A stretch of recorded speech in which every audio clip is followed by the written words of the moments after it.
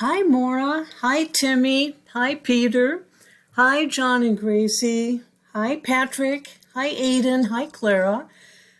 I haven't read a story to you in a while. We've been having problems with our Loom desktop app and some computer problems, so I'm hoping that this one comes through to you.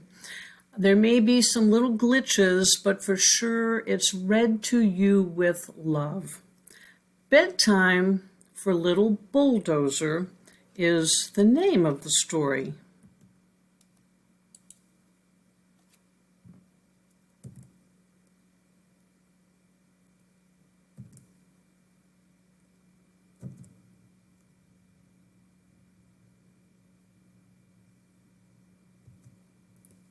Little Bulldozer was finally ready for bed. He'd taken a bath with help from his mother. He'd brushed his teeth with help from his father. And together, they had checked all of his fluid levels.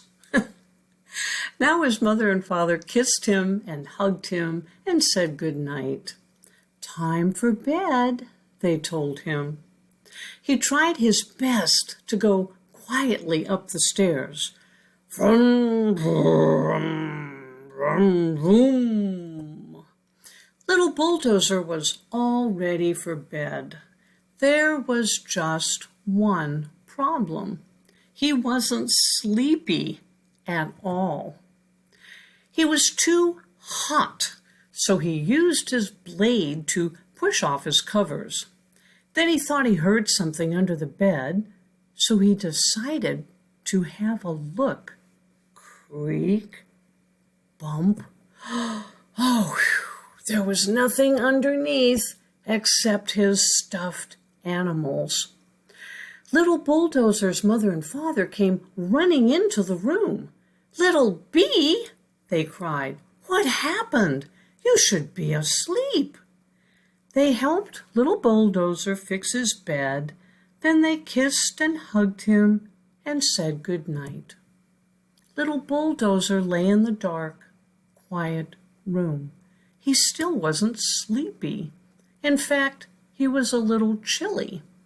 So he shoveled his stuffed animals on top of the bed, making it comfy and cozy. Good.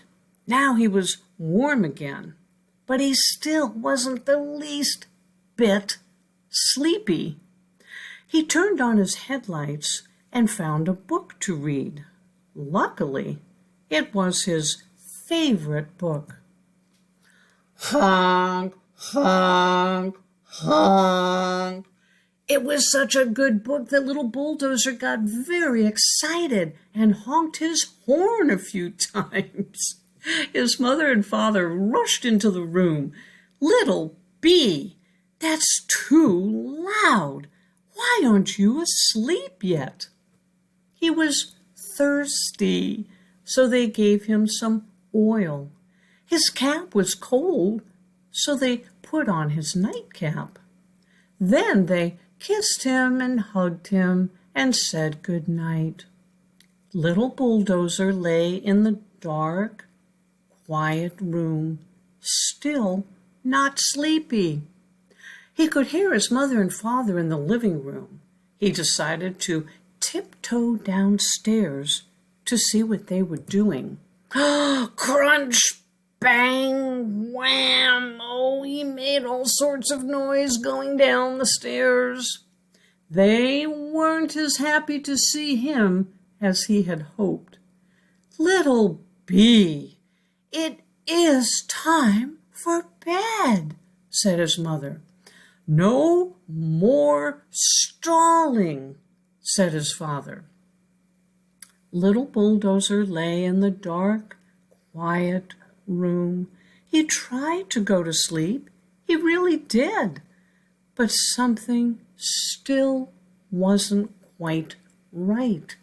He was lonely. Suddenly, he knew exactly what to do. He scooped up his blanket and his stuffed animals and rumbled down the hall. until he came to the room where his sisters were sleeping. He cleared a place for himself on the floor. And there, in the safe, crowded dark, to the hum of his own engine, little Bulldozer fell asleep.